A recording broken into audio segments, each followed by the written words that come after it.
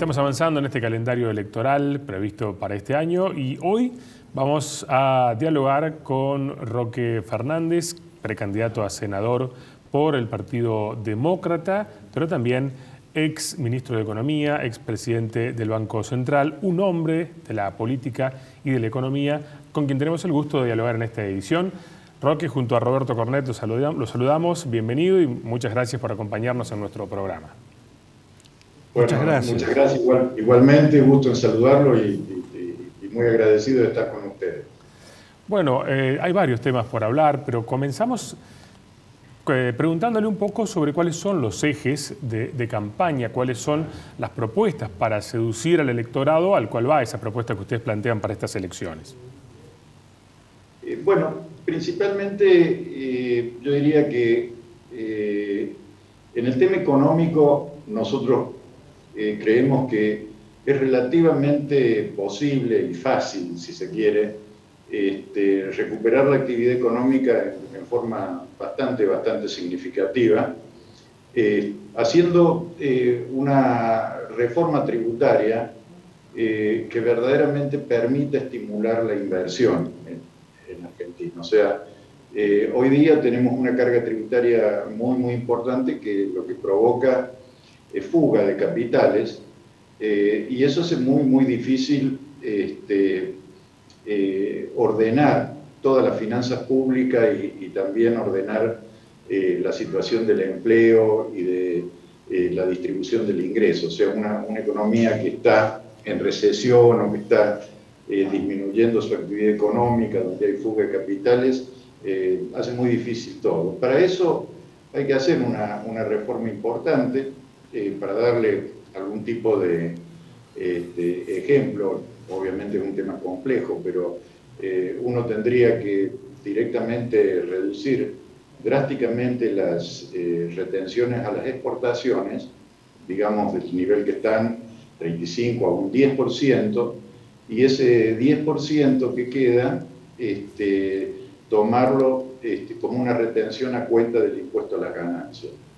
Lo mismo hay que hacer con el impuesto al cheque, o sea, se lo puede mantener, pero 100% como una retención a cuenta del impuesto a las ganancias. ¿Esto qué significa? De que la principal fuente de financiamiento de la inversión en Argentina en este momento es precisamente las utilidades no distribuidas de las empresas. O sea, eso es lo que va a permitir hacer crecer la economía argentina.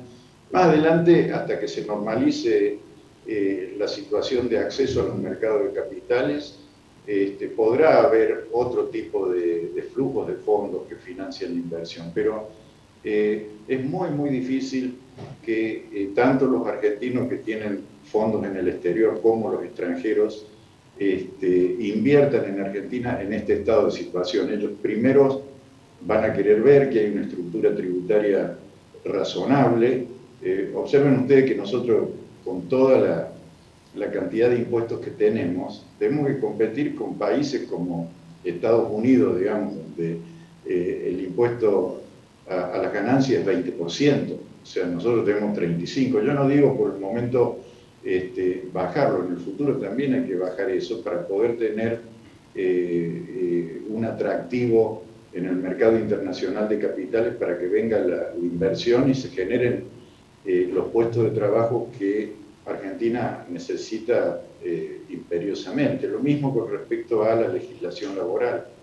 Si nosotros no hacemos una reforma importante en la legislación laboral, sobre todo disminuyendo todo lo que son las cargas o toda la tributación que tiene el salario, también vamos a ver que es muy difícil que el sector trabajador reciba un sueldo razonable, porque cuando le hacen todas las deducciones, prácticamente lo que le cuesta a la empresa un trabajador, el trabajador recibe la mitad porque la otra mitad, digamos, se va en distintas cargas sociales y tributos.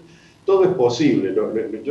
Alguien va a decir, bueno, pero ¿cómo se financia el gasto? Tengamos en cuenta que el gasto se ha duplicado en relación al Producto Bruto Interno. O sea que Evidentemente que ese nivel de gasto no es sostenible para una economía como la Argentina, porque directamente la economía se va a ir achicando, achicando, achicando, y cada vez se va a ir financiando más con endeudamiento e inflación, con lo cual eso va a terminar mal.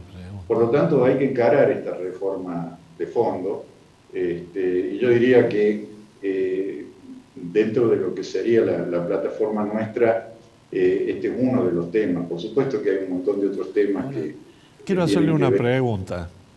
Sí. Viniendo para el canal, lo escuché al presidente de la República haciendo un pronóstico que, si fuera cierto, sería como ir al país de Alicia de las Maravillas, diciendo que hasta a esta altura del año hemos crecido el 7%, y que para el año que viene él pronostica, hace futurología, un 4,5%, y que la inflación prácticamente llega a diciembre en el 1%. ¿Eso es posible o es un verso? No, eso no es posible. Evidentemente que acá hay una forma de mentir con las estadísticas, hablar de crecimiento en el sentido que vamos a tener un Producto Bruto ligeramente superior al 2020, pero en el 2020 nosotros caímos un 9%, entonces que crezcamos un 1, un 2, un 3%, todavía vamos a estar muy por abajo del producto potencial de Argentina. Y la inflación de ninguna manera, vamos a terminar el año con una inflación inferior al 50%. Hoy día, con la expansión monetaria y la expansión de deuda pública que está ocurriendo, que ha ido aumentando, vamos a tener, yo diría, un piso de inflación del 3% con muchas posibilidades de ir aumentando a un 4 o 5% hacia fin de año. O sea que esa es la verdadera proyección que yo diría que tenemos por delante. Por supuesto que todo tiene solución. Yo entiendo que el gobierno quiere, digamos, presentar un panorama muy optimista para la campaña, pero el problema es que no son creíbles, porque si eso hubiese sido posible, ¿por qué no lo hicieron antes? ¿Por qué prometerlo para el futuro si eso era posible hacerlo antes? ¿Por qué esperaron para hacerlo si tienen la fórmula? En realidad la fórmula no la tienen. Lo que están haciendo es casualmente alimentar este problema de inflación, de pobreza, de desempleo, y tratando de emparchar el problema social que generan con estos planes. Pero ellos mismos también se dan cuenta que a los planes y todos estos subsidios son, digamos, un tema solamente transitorio, y que la solución de largo plazo es la creación de fuentes de trabajo.